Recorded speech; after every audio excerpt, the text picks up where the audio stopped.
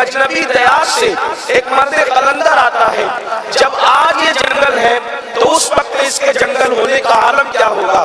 لیکن اللہ والوں نے راتوں دن محنت کر کے اپنے علاقے کو چھوڑ کر, اپنے رشتہ داروں کو چھوڑ کر, اپنے خطے کو چھوڑ کر, اپنے قبیلے کو چھوڑ کر, اپنا سب کچھ چھوڑ کر وہ یہاں آئے اور اللہ کے دین کی آبیاری کی, اور کفرستان میں انہوں نے اسلام کا علم لہرایا. ہماری کتنی عظیم ذمہ داری ہے کہ ان اللہ والوں کے نقوش پا کو اپنے لیے حرز جان بنائیں. آئیے میں نے جس آیے کریمہ کی تلاوت کی ہے اس ضمن میں انسان کو کیا پیغام دیا جا رہا ہے اس پر کچھ بات عرض کر کے اپنی بات مکمل کروں. میرے پیارے آقا صلی اللہ علیہ وسلم کے پیارے دیوانوں, انسان کل کا پلان بناتا ہے, انسان فیوچر کا پلان بناتا ہے, انسان بھوشیہ کا منصوبہ بناتا ہے, جس کی زندگی میں مفکرین کہتے ہیں کل کا منصوبہ نہ ہو, کل کا پلان نہ ہو, وہ انسان کامیاب نہیں ہو سکتا. ایک تاجر ہے اچھا تو اس کے پاس کل کا کوئی پلان ہونا چاہیے. ایک طالب علم ہے اچھا اس کے پاس کل کا پلان ہونا چاہیے. ایک مفکر ہے اچھا اس کے پاس کل کا پلان ہونا چاہیے. دنیا کی قومیں کئی صدیاں پہلوں کا پلان تیار کر کے اپنی زندگی کو گزار رہی ہے. صرف قوم مسلم ہے جس کے پاس کل کا کوئی پلان نہیں ہے. لیکن یاد رکھیں لوگ کل کا پلان تیار کرتے ہیں اور کرنا بھی چاہیے. آج ایجوکیشن میں میرا یہ حال ہے, آنے والے کل میں کیسا ہونا چاہیے. آج تجارت اور مال میں میرا یہ حال ہے, آنے والے کل میں کیسا ہونا چاہیے. لیکن ایک بات آپ سے عرض کرنا چاہتا ہوں, کل کا پلان تیار کرنے والوں, فیوچر کا پلان تیار کرنے والوں, زندگی میں کل کبھی نہیں آتا. زندگی میں ہمیشہ کل آج بن کر کے آتا ہے. لیکن ایک کل ایسا ہے, ایک کل ایسا ہے جس کا آنا بالکل ضروری ہے, جس کا آنا یقینی ہے. کل کا سورج ہم دیکھیں گے یا نہیں دیکھیں گے اس کی کوئی گارنٹی نہیں ہے. لیکن ایک کل ایسا ہے جس کو سب دیکھیں گے, اس کا کسی کو انکار نہیں ہے. اور اس کل کی ہم نے کیا تیاری کی ہے. ہر کل کی تیاری کرنے والوں, ہم نے اس کل کی کیا تیاری کی ہے جس کل کا حال یہ ہے جس کے اندر ایک ماں اپنے بیٹے کے کام نہیں آئے گی, ایک باپ اپنے بیٹے سے دور بھاگے گا, ایک دوست اپنے دوست کا دشمن بن جائے گا, کوئی کسی کے کام نہیں آئے گا. وہ کون سا کل ہے؟ تو قرآن اس کل کے بارے میں کہتا ہے یا ایھا الذین آمنوا اتقوا اللہ ولتنظر نفس ما قدمت لغد واتقوا اللہ ان اللہ خبیر بما تعملون. کہ ایمان والو اللہ سے ڈرو اور کل کے لیے کیا روانہ کر رہے ہو, کل کے لیے کیا بھیج رہے ہو, اس سلسلے میں غور کرو. اپنی جان کے لیے, اپنے نفس کے لیے تم نے کل کے لیے کیا عمل کیا, کیا روانہ کیا, اس سلسلے میں غور کرو. وہ کون سا کل ہے جس کی تیاری کا حکم قرآن دے رہا ہے. وہ کون سا کل ہے جس کے لیے اپنے نفس کی تیاری کے لیے قرآن ہمیں دعوت فکر دے رہا ہے. ہاں وہ وہی کل ہے جس کو میدان محشر کہتے ہیں, جس کو یوم حساب کہتے ہیں. میرے آقا علیہ السلام کے پیارے دیوانوں, اپنے کمروں کی اے سی میں آخرت کو بھولنے والوں, بناہتوں کے اندر آخرت کو بھولنے والوں, کھانے پینے میں آخرت کو بھولنے والوں, زندگی کی رنگینیوں میں آخرت کو بھولنے والوں, مجھے بتاؤ اس کل کے لیے ہم نے کیا تیاری کی ہے جس کے لیے قرآن کہہ رہا ہے کہ تم نے کل کے لیے اپنے نفس کے لیے کیا روانہ کیا. اللہ اکبر. بڑی معذرت کے ساتھ, آج تو بڑے ڈرنے کے ساتھ ہم کہتے ہیں ارے مولانا چھوڑو, قیامت میں جو ہوگا دیکھا جائے گا, جو ہوگا دیکھا جائے گا. یاد رکھنا مسجدوں کو ویران کر کے یہ کہنے والوں کہ جو ہوگا دیکھا جائے گا, مسجدوں کو ویران کر کے کہنے والوں جو ہوگا دیکھا جائے گا, داڑیاں مڈا کر رسول اللہ کی سنت کو گٹوں میں ڈال کر کے یہ کہنے والوں کہ جو ہوگا دیکھا جائے گا, کانوں میں ایئر فون لگا کر کے گانے سننے والوں یہ کہتے ہو جو ہوگا دیکھا جائے گا. اب آئیے میں آپ کو بتاؤں, شاعری کی دنیا الگ ہے, حقیقتوں کی دنیا الگ ہے. آپ کہتے ہیں دیکھا جائے گا جو ہوگا, کیا دیکھا جائے گا؟ سنو, قرآن کہتا ہے اس دن کا حال یہ ہے الاخلاء یومئذ بعضهم لبعض عدو. اللہ اکبر. قرآن کہتا ہے کہ وہ قیامت کا دن وہ دن ہوگا جتنے تمہارے دوست ہیں, اور وہ بھی کون سے دوست, دوست نہیں بلکہ پکے دوست. اخلاء قرآن کہتا ہے یہ خلیل کی جمع ہے, اخلاء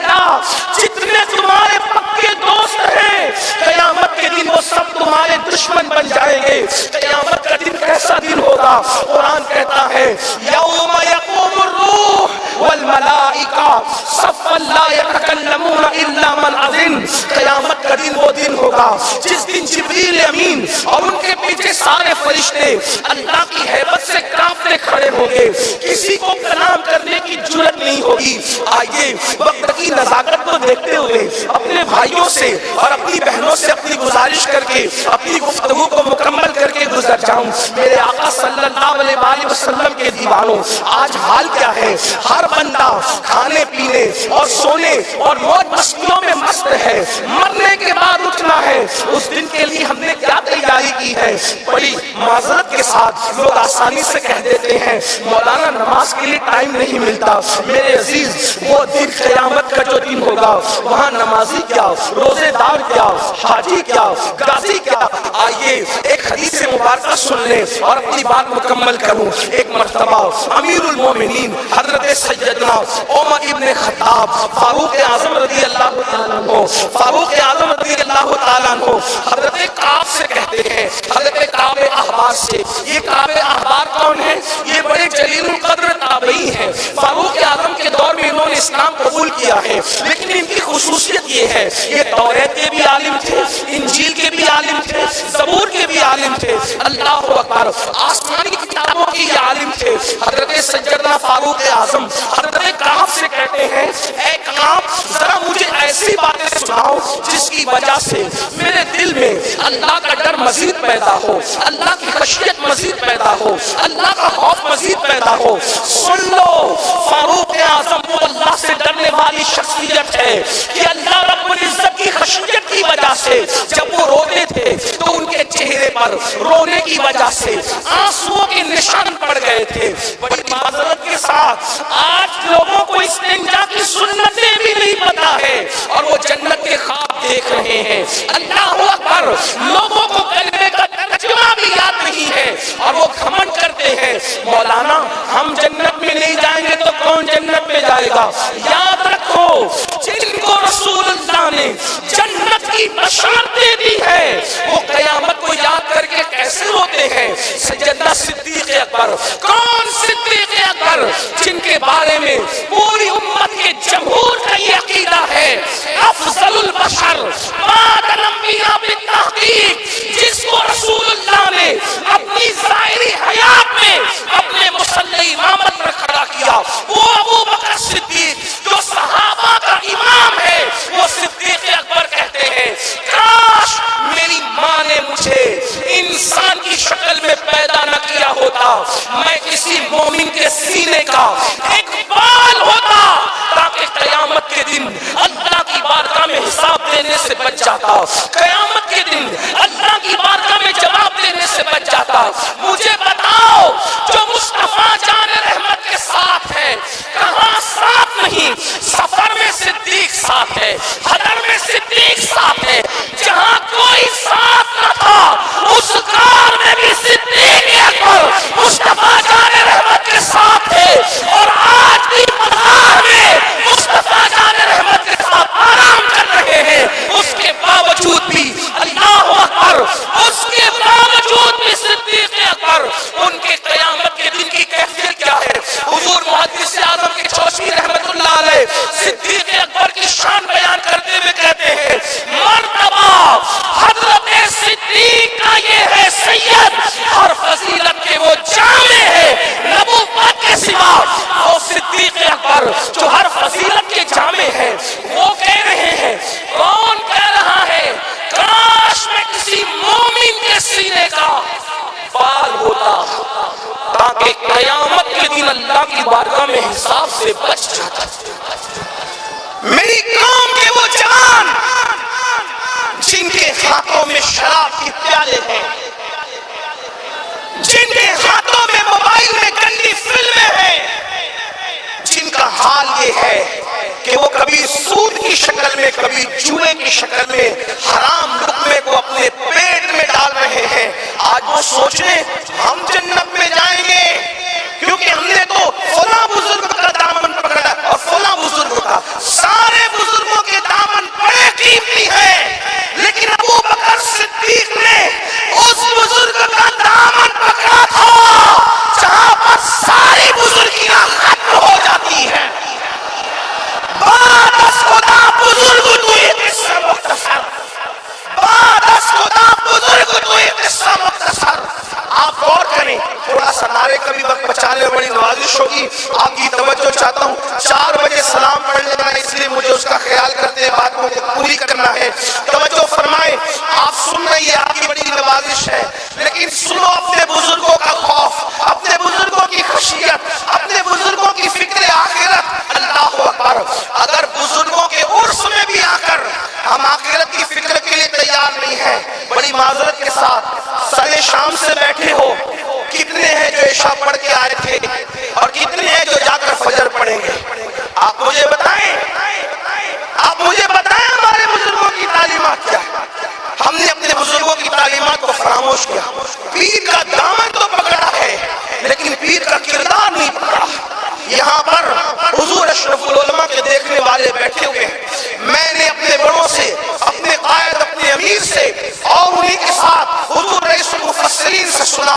حضور رئیس المفسرین ابھی بھی حیات ہے، فرماتے ہیں میں نے اپنی زندگی میں 2 بزرگوں کو مسجد سے محبت کرتے دیکھا اور جماعت کی پابندی کے ساتھ نماز پڑھتے دیکھا. ان میں سے ایک حضور مفتی اعظم ہے اور دوسرے حضور اشرف العلماء کی ذات ہے. ہم نے اپنے بزرگوں کو کتنا آئیڈیل بنایا. یاد رکھنا، ہم جلسوں میں ہزاروں کی تعداد پر خوش نہیں ہیں. ہم شکر ضرور کرتے ہیں کہ قوم سننے کو آ رہی ہے، لیکن ہمارے دل ٹھنڈے نہیں ہوتے اس وقت تک کہ سننے کے لیے قوم جمع ہو رہی ہے مگر عمل کرنے کے لیے قوم جمع نہیں ہو رہی ہے. اس وقت تک ہمارے کلیجے ٹھنڈے نہیں ہوں گے. جتنی تعداد میں سننے کے لیے آتے ہو اتنی تعداد میں عمل کرنے کے لیے جب تک نہیں آؤ گے اس وقت تک انقلاب پاپا نہیں ہوگا. یہ قیامت کی نشانیوں میں سے ایک نشانی ہے، یہ قیامت کی نشانیوں میں سے ایک نشانی ہے. میرے آقا علیہ السلام نے فرمایا لوگ دین سننے تو آئیں گے، دین پر عمل کرنے نہیں آئیں گے. دین کی باتیں لوگ رسمی طور پہ کریں گے، رسمی طور پہ دین کی بات نہ کرو. اللہ کے بندو اپنی زندگیاں بدل کر کے جاؤ. ہمارے بزرگوں نے فرمایا، توجہ کریں، حضور علاؤلق منڈلی رحمت اللہ تعالیٰ علیہ جب کسی پہ نظر ڈال دیتے تھے تو وہ بدل جاتا تھا. یہی ہے، نظر ڈال دیتے تھے تو بدل جاتا تھا. اب سرکار علاؤلق منڈلی کے عرس میں آ کر گھنٹوں کھڑے رہ کر اگر بدل کے نہیں جا رہے ہو تو مطلب یہ ہے کہ انہوں نے نظر نہیں ڈالی. اگر وہ نظر ڈال دیتے تو بدل جاتا. ان کی نظر میں وہی کمال ہے جو کل تھا وہ آج ہے. اس کا مطلب نظر ڈالی نہیں. کیوں؟ اس لیے کہ تو مزار پر تو آیا ہے لیکن تو مسجد نہیں جاتا، اس لیے ان کی نظر تجھ پہ نہیں پڑ رہی ہے، وہ تجھ پہ نظر نہیں ڈال رہے کرم کی. کیوں؟ کیونکہ جس سے رسول اللہ نظر پھیر لیں اس پر ولی اللہ کبھی کرم کی نظر نہیں ڈال سکتے. جس سے رسول اللہ نظر پھیر لیں اللہ بھی اس سے نظر رحمت پھیر لیتا ہے. ولی اللہ تو دور کی بات ہے، جس سے رسول اللہ نظر پھیر لے اس سے اللہ بھی نظر رحمت پھیر لیتا ہے. اگر تم رسول اللہ کی نظر رحمت کے مستحق ہونا چاہتے ہو، میرے آقا فرماتے ہیں جو جان بوجھ کے نماز چھوڑ دے میں محمد اس سے بیزار ہوں. جس سے حضور بیزار ہو سرکار علاؤلق منڈلی کیسے محبت کریں گے؟ 10 روپے کے نہیں 1000 روپے کے پھول چڑھا لو. حضور ناراض ہے تو علاؤلق منڈلی محبت نہیں کر سکتی. میرے جملے تلخ لگے تو معاف کرنا. پھول چڑھانے کے لیے منع کرنے نہیں آیا، میرا مسلک ہے. ہم زندہ ہیں تو پھول ہیں اور اندر جائیں تو بھی پھول ہیں. میں منع کرنے نہیں آیا لیکن یہ کہنے آیا ہوں پیر کے مزار پہ بعد میں پھول ڈالو، پہلے سجدہ کر کے رسول اللہ کی آنکھوں کو ٹھنڈک پہنچا.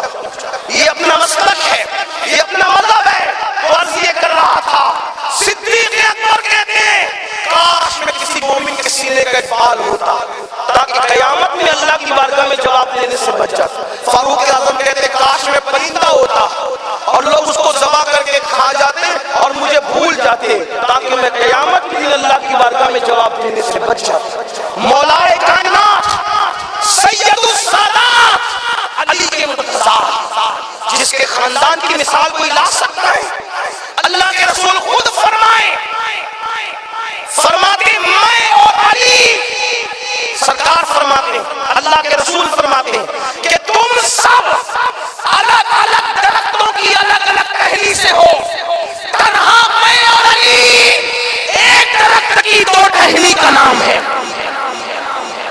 علی کو رسول اللہ فرمائے کہ میں اور علی ایک درخت کی دو شاخوں کی طرح، دو ٹہنیوں کی طرح، وہ علی جو سید السادات، وہ علی جو خاتم الولایت، وہ علی جو قاسم جنت و جہنم، وہ علی جو قاسم شیر و شربت، وہ علی جن کے بارے میں قاضی ثناء اللہ پانی پتی تفسیر مظہری میں لکھتے ہیں کہ آدم علیہ السلام کے دور سے لے کر آج تک جو بھی ولی بنا ہے وہ علی کے فیضان سے ولی بنا۔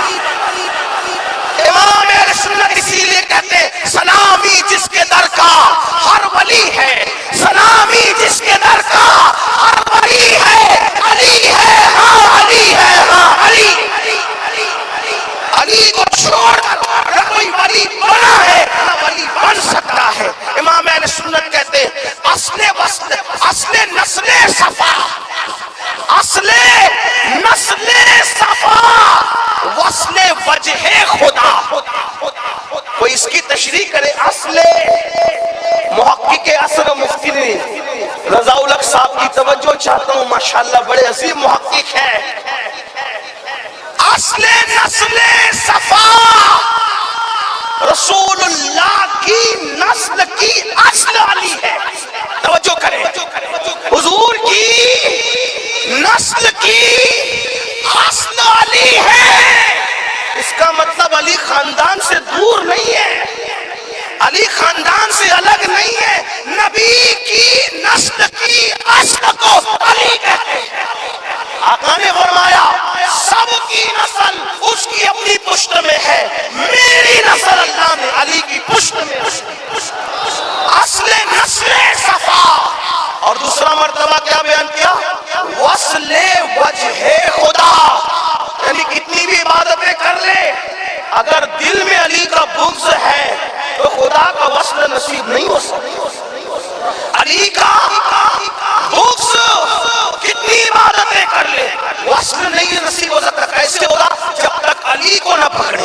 لیکن ایک بات اور واضح طور پہ بیان کر دوں، علی والا وہ نہیں، اہل منبر کی دعائیں، علی والا وہ نہیں جو صدیق اور فاروق کے لیے دل میں بغض رکھے کہ صرف علی علی کرے اور صدیق و فاروق اس کو ہضم نہ ہو، بلکہ جس کو صدیق و فاروق ہضم نہ ہو وہ سینہ دنیا میں خود کے ہاتھوں سے پٹنے کے قابل ہے اور قبر میں فرشتوں کے ہاتھوں سے پٹنے کے قابل ہے، جس میں صدیق و فاروق نہ ہو۔ لیکن وہ دل جس میں چار یاروں کی محبت ہے وہ سچا علی والا ہے۔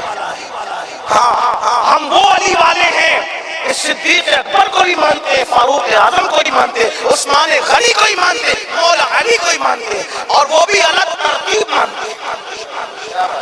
جیسے خلافت الگ ترتیب مانتے ہیں ویسے فضیلت بھی الگ ترتیب۔ کچھ لوگ کہتے نہیں ہم لوگ سید ہیں تو ہم ایسا نہیں مان سکتے کیونکہ علی ہمارے باپ ہیں۔ میں نے کہا سیدوں کا عقیدہ تو پہلی دن سے یہ ہے کہ علی باپ ضرور ہیں، مگر رسول اللہ نے جس کو جو مرتبے دیے ہیں ہم وہ ماننے کے پابند ہیں۔ آپ کہیں گے وہ کیسے؟ وہ اس طرح سے امام زین العابدین سے کسی نے پوچھا کہ ابو بکر کا کیا تعلق تھا رسول اللہ سے اور حضور کی بارگاہ میں ان کا کیا مرتبہ تھا؟ توجہ کریں، کس سید سے پوچھا؟ جو مولا علی کے ڈائریکٹ پوتے اس سید سے پوچھا، جس کا شجرہ نسب سنیوں کے بچے بچے کو یاد ہے، ان سے پوچھا صدیق اکبر کا کیا مرتبہ تھا رسول اللہ کی بارگاہ میں؟ تو میرے امام سید سجاد زین العابدین پاک نے فرمایا پوچھنے والے تو پوچھتا ہے کہ ان کا کیا مرتبہ تھا حضور کی بارگاہ میں؟ ارے جو آج ہے وہی کل تھا، جو آج ہے وہی کل تھا۔ مطلب کیا؟ آج سب سے زیادہ قریب سو رہے ہیں، کل بھی سب سے زیادہ قریب تھے رسول اللہ کے، اور جو جتنا حضور سے قریب ہوگا وہ اتنی مرتبے میں افضل ہوگا۔ یہ بات بھی آپ کو یاد رکھنا چاہیے۔ ہم ضرور علی علی کریں گے لیکن دل میں خلفائے راشدین کی محبت کے ساتھ، ان کی الفت کے ساتھ۔ تو بات یہ کر رہا تھا وہ علی آدم علیہ السلام کے دور سے لے کے اب تک جو ولی بنے علی کی وجہ سے، یعنی علی پیدا ہونے سے پہلے ولی بناتے ہیں، یہ علی کا مرتبہ ہے۔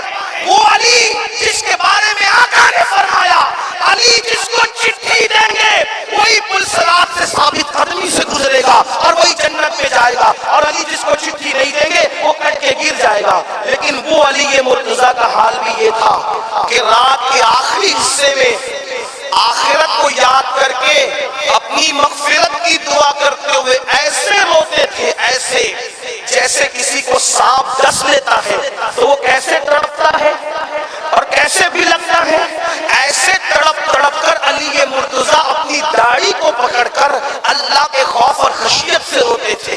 جن کے بیٹے جنتی جوانوں کے سردار ہیں، جو خود ولیوں کے سردار ہیں، جو خاتم الولایت ہے، جن کی خاندان کے اندر امام مہدی پیدا ہوں گے، بلکہ یہ کہہ دوں جتنے ولی علی کی نسل میں پیدا ہوئے خدا کی عزت کی قسم اتنے بڑے ولی کسی کی نسل میں پیدا نہیں ہوئے اور نہ پیدا ہو سکتے۔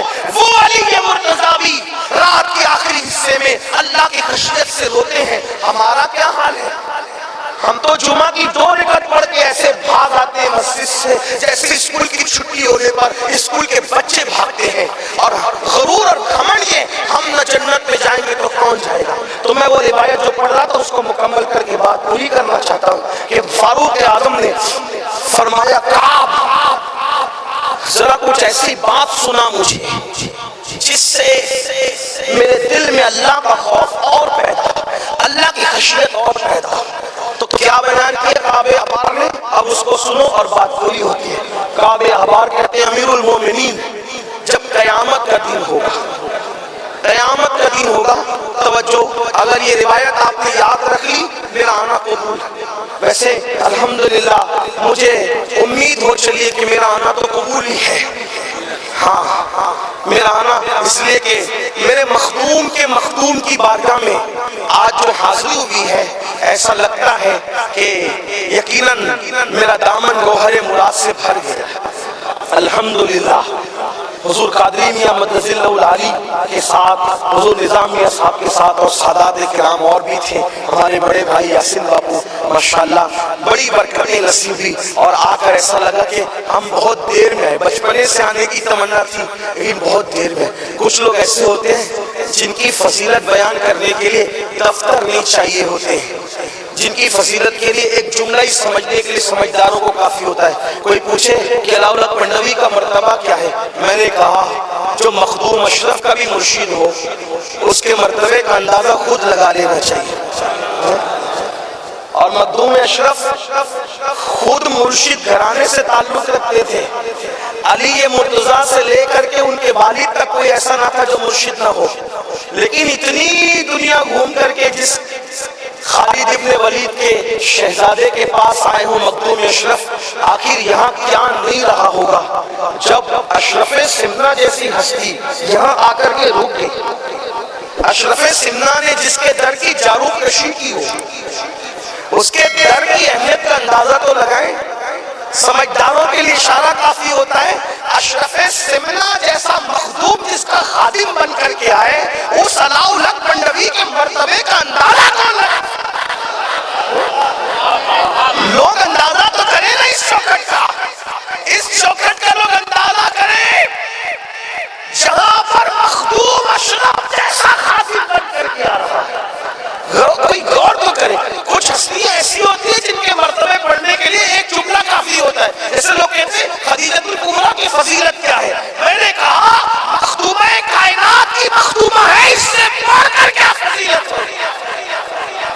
مخدومہ کائنات کی مخدومہ سیدہ فاطمہ الزہرا کی مخدومہ کو خدیجۃ الکبریٰ کہتے ہیں۔ اور کچھ ہستیاں ہوتی ایسی ہے جو سورج کی طرح خود چھپ کر ستاروں کو چمکاتی ہے، یہ ایسے لوگوں میں سے ہے جن کی چوکھٹ پر ہم آئے ہیں۔ یہاں آ کے بھی بدل کر نہ جاؤ تو ہم سے بڑا محروم کون ہو سکتا ہے، بڑا بدبخت کون ہو سکتا ہے۔ اور سن لو اللہ کے رسول نے صحابہ سے کہا دعا کیا کرو کہ نہ بدبخت بنو نہ محروم بنو، دعا کرو نہ بدبخت بنو نہ محروم بنو۔ اور صحابہ نے پوچھا حضور بدبخت اور محروم کون ہے؟ تو میرے آقا نے فرمایا جو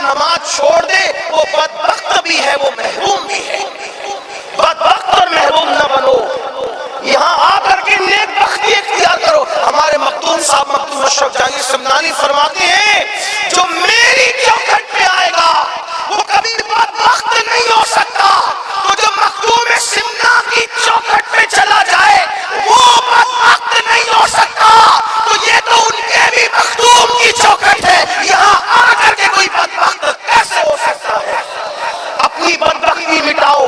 اور مخدوم پاک یہ بھی فرماتے ہیں فجر کی نماز میں سوتے پڑے رہنے والوں، مخدوم صاحب فرماتے ہیں کسی نفلی عبادت سے مجھے وہ مقام نہ ملا جو رات کے آخری پہر میں جاگ کر مجھے مقام ملا. رات کے آخری پہر میں جاگنا وہ مقام رکھتا ہے کہ کسی نفل عبادت سے فرماتے ہیں مجھے وہ مرتبہ نہیں ملا جو رات کے آخری حصے میں جگنے سے مرتبہ ملا. کاش ہم اپنے بزرگوں پہ توجہ کرتے. تو عرض کر رہا تھا کہ حضرت کعب احبار سے پوچھا کعب ذرا ایسی باتیں سنا جس سے اللہ کا خوف میرے دل میں مزید پیدا. اب کعب کہتے ہیں امیر المومنین قیامت کا جب دن ہوگا، قیامت کا دن، اس حدیث کو یاد کر لینا، فرماتے ہیں قیامت کا جب دن ہوگا اس دن اللہ فرشتوں کو حکم دے گا کہ جہنم کو میدان محشر میں لاؤ. تو کعب احبار کہتے ہیں امیر المومنین جب فرشتے جہنم کو قیامت کے دن لائیں گے تو جہنم کے منہ میں 70,000 لگامیں ہوگی اور ہر ایک لگام پر 70,000 فرشتے ہوں گے جو جہنم کو کھینچ کر کے لائیں گے. جب جہنم کے شرارے اوپر بلند ہوں گے تو لوگوں کے سینے اللہ کے خوف سے اللہ رب العزت کے خوف سے بے چین ہو جائیں گے. لوگوں کے سینے سے ہوف اٹھے گی. جب دوسری مرتبہ شرارے بلند ہوں گے جہنم کے تو لوگوں کے دل ان کے حلق میں آ کر اٹک جائیں گے.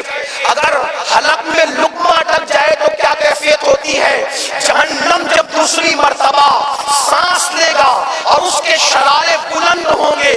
یہ قیامت کے دن کا منظر ہے میرے بھائی جس کے بارے میں ہم کہتے ہیں جو ہوگا دیکھا جائے گا، نپٹ لیں گے، دیکھ لیں گے، یہ ہوگا وہ ہوگا. یاد رکھیں یہ حدیث ہے. کعب احبار کہتے ہیں جب دوسری بار شرارے جہنم کے بلند ہوں گے تو لوگوں کے دل حلق میں اٹک جائیں گے. اور اب سنو، دل کے کانوں سے سنو سنیو. کعب احبار کہتے ہیں جس کو ابن حجر اپنی کتاب میں لکھ رہے ہیں، کعب احبار کہتے ہیں جب تیسری مرتبہ جہنم کے شرارے بلند ہوں گے، جب تیسری مرتبہ جہنم کے شرارے بلند ہوں گے تو اس وقت انبیاء کی یہ شان ہوگی، انبیاء کرام کی یہ شان ہوگی جہنم کے شرارے دیکھ کر کہ ابراہیم خلیل اللہ جیسا نبی اپنے گھٹنوں کو زمین پہ ٹیک دے گا اور اللہ کی بارگاہ میں عرض کرے گا مولا آج ابراہیم کسی کے لیے کچھ نہیں مانگتا، مولا آج ابراہیم کو اپنے لیے پناہ مانگتا ہے. آج ابراہیم کو پناہ دے دے، آج ابراہیم کو امان دے دے. آپ بتائیں تو صحیح، مسجد بنانے والے کی بات نہیں کر رہا ہوں، جس نے کعبہ بنایا اس ابراہیم علیہ السلام کی یہ شان ہوگی. بکری اور بچڑے پر قربانی کرنے والے کی بات نہیں کر رہا ہوں، اللہ کی محبت میں جس نے اپنے اکلوتے بیٹے کی گردن پہ چھری رکھ دی اس ابراہیم خلیل اللہ کی یہ شان ہوگی. ابو الانبیاء، اللہ اکبر، نبیوں کے بابا، سید الانبیاء کے جد کریم ابراہیم علیہ السلام کی شان کعب احبار بیان کرتے ہیں کہ وہ اپنے گھٹنوں کو زمین پہ رکھ کے کہیں گے اے اللہ آج ابراہیم کسی کے لیے کچھ نہیں مانگتا، آج ابراہیم اپنے لیے امان مانگتا ہے. آپ سے پوچھنا چاہتا ہوں اے میری قوم کے جوانوں، ابراہیم خلیل اللہ کی یہ شان ہوگی قیامت کے دن کہ وہ اپنے گھٹنوں کو زمین پہ رکھ کے کہیں گے آج میں صرف اپنے لیے امان مانگتا ہوں. تو بتاؤ وہ لوگ جو ہفتے ہفتے پر ناپاک پڑے رہتے ہیں ان کا قیامت کے دن کیا انجام ہوگا؟ جو تاج کے پتے کھیلتے ہیں ان کا قیامت کے دن کیا انجام ہوگا؟ جو عورتوں کو پاک کی نظروں سے دیکھتے ہیں ان کا قیامت کے دن کیا انجام ہوگا؟ اسی پہ بس نہیں، کعب احبار کہتے ہیں امیر المومنین ایک طرف ابراہیم خلیل اللہ کی یہ شان ہوگی اور دوسری طرف حضرت موسیٰ کلیم اللہ جن سے اللہ نے کلام کیا، وہ اپنے گھٹنوں کو زمین پہ رکھ کر اللہ سے کریں گے مولا آج تیرا موسیٰ جس کو تو نے شرف ہم کلامی عطا فرمایا آج کسی کے لیے کچھ نہیں مانگتا، آج موسیٰ کو امان عطا کر دے. موسیٰ اپنے لیے امان مانگتا ہے، مولا تو نے مجھے شرف ہم کلامی عطا کیا، وہ کلام کا کرنے کا شرف دیا. من جانب طور الایمن وقربناہ نجیہ، موسیٰ طور کے دائیں طرف آؤ تاکہ تم سے راز کی باتیں کی جا سکے، تم سے پیار کی باتیں کی جا سکے، تم سے سرگوشی کی جا سکے.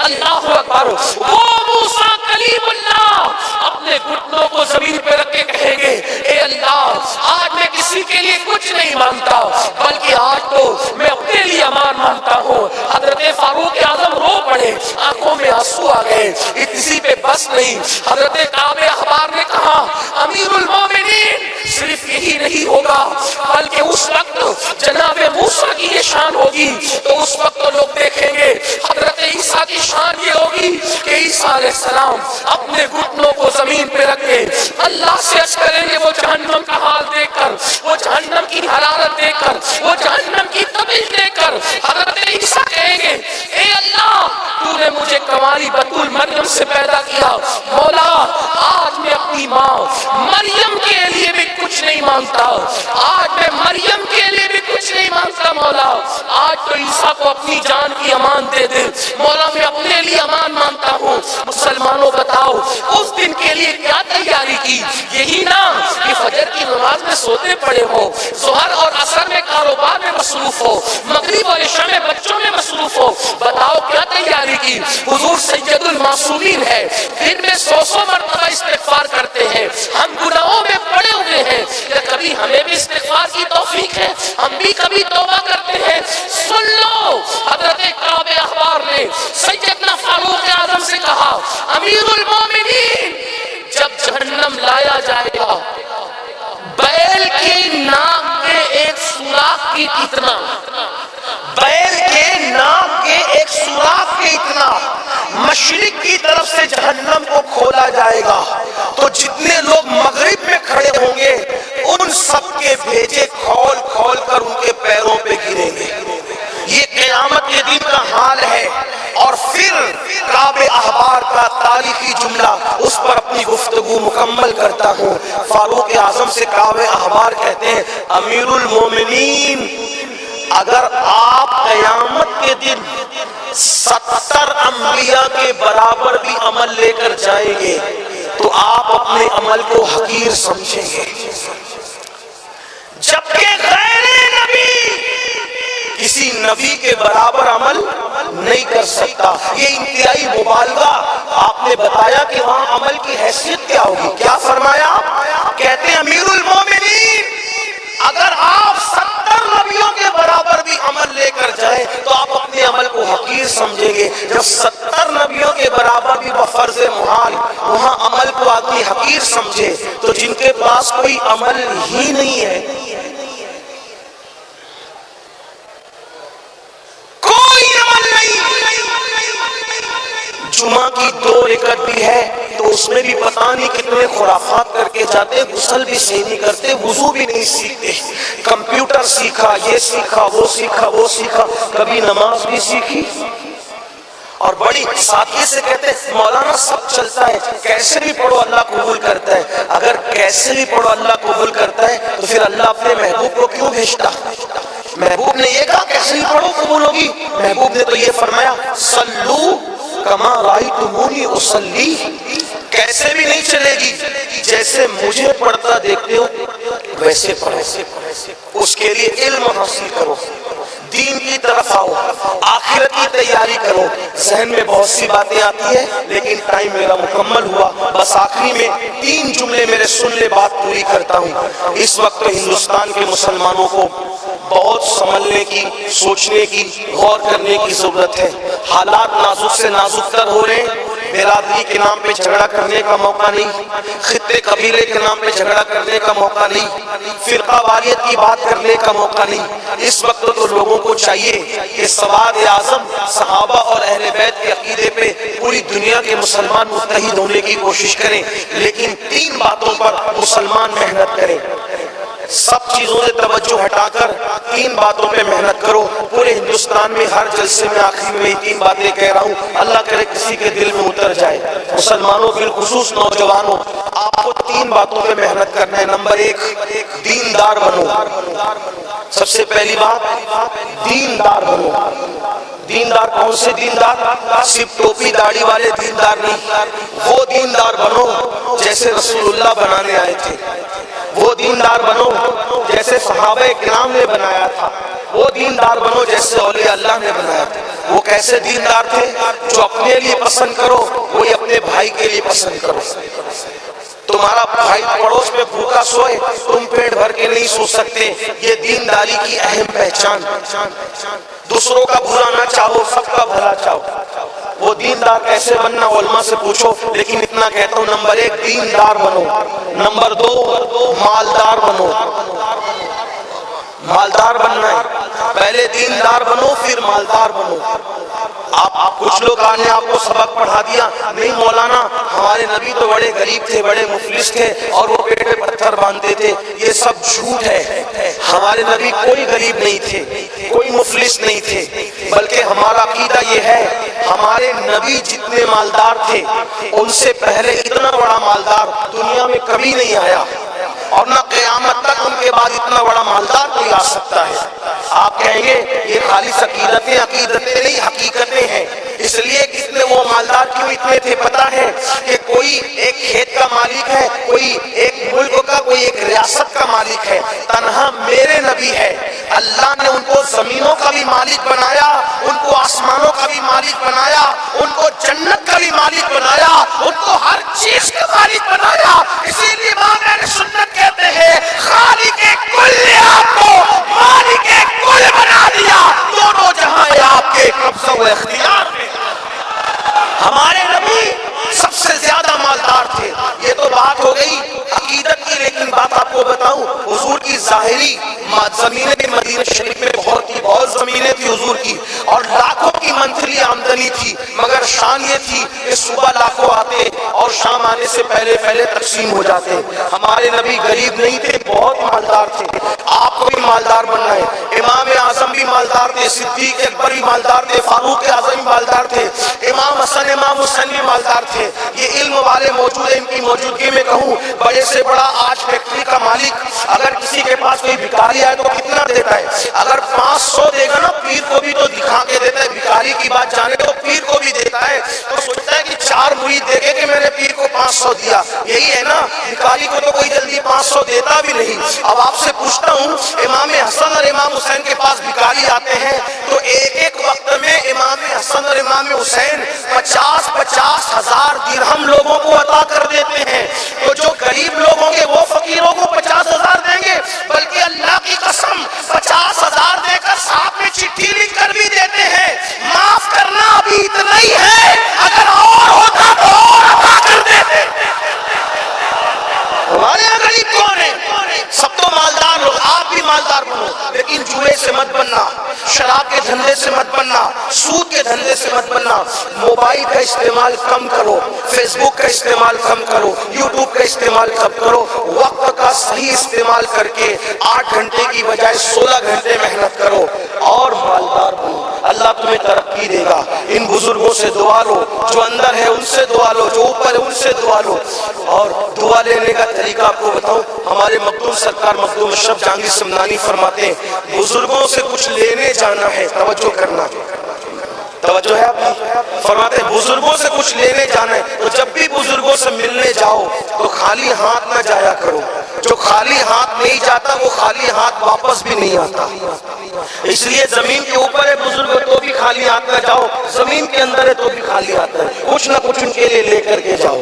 تو مالدار بنو. نمبر 1 دیندار، نمبر 2 اور نمبر 3 ایجوکیشن پہ محنت کرو.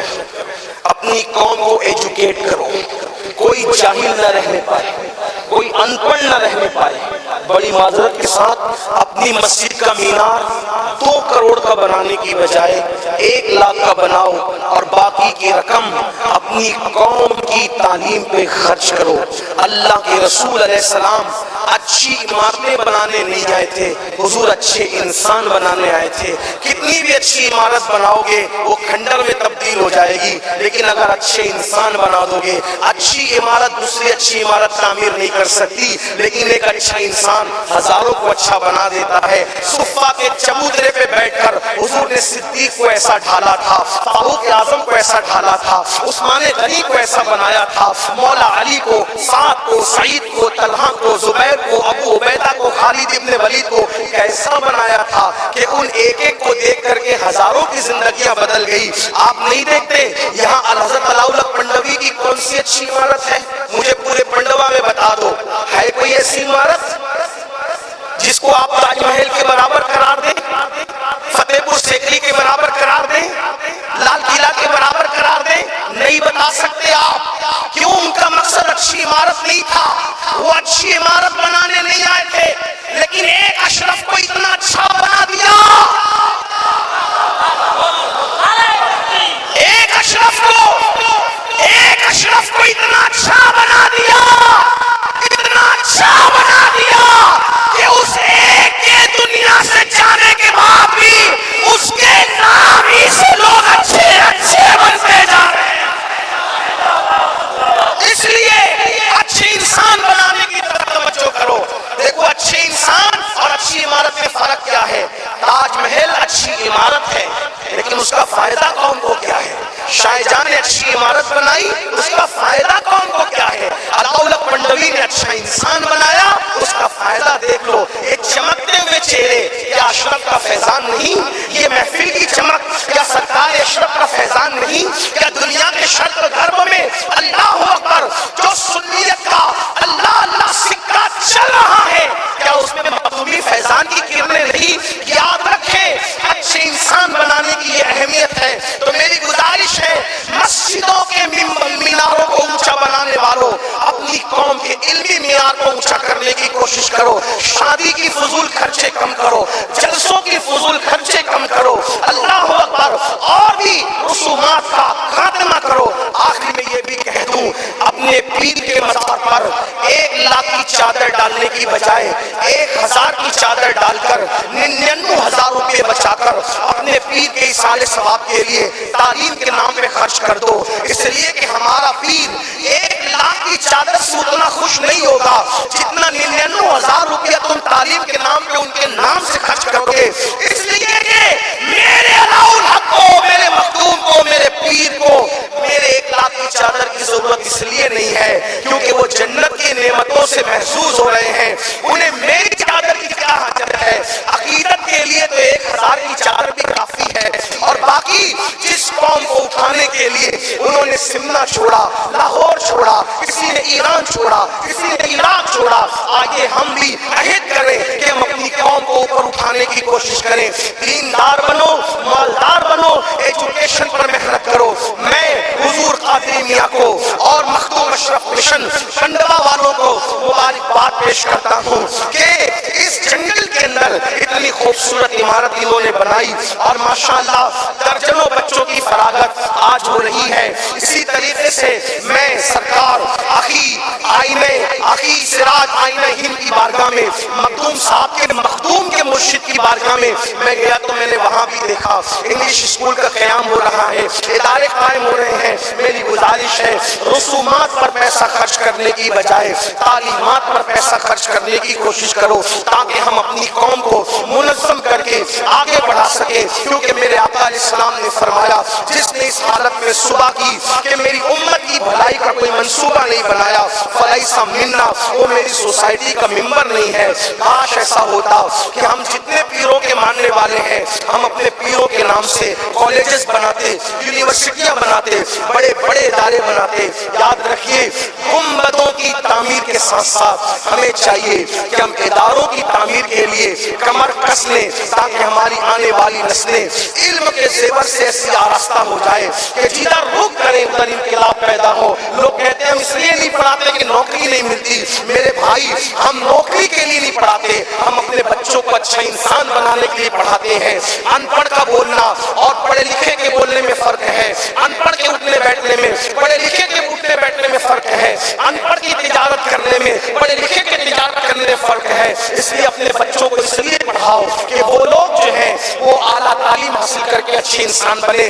آدھی روٹی کھانا پڑے تو آدھی روٹی کھاؤ. ہمارے محرہ کے مشائخ نے نعرہ دیا آدھی روٹی کھائیں گے، بچوں کو پڑھائیں گے. اگر آدھی روٹی کھانا پڑے تو آدھی روٹی کھاؤ لیکن اپنے بچوں کو ضرور پڑھاؤ. یہ چند معروضات تھے جسے میں نے اپنے درد دل کو آپ کے دلوں کی چوکھٹ پہ پیش کیا، اس امید کے ساتھ کہ اللہ تعالیٰ ہم سب کو عمل کی توفیق عطا کرے۔ گفتگو کے درمیان اگر کوئی غلطی ہو، اللہ تعالیٰ اپنے حبیب صلی اللہ علیہ وآلہ وسلم کے صدقہ و طفیل معاف فرمائے۔ استغفر اللہ ربی من کل ذنب واتوب الیہ وما علینا الا البلاغ۔ السلام علیکم ورحمۃ اللہ وبرکاتہ۔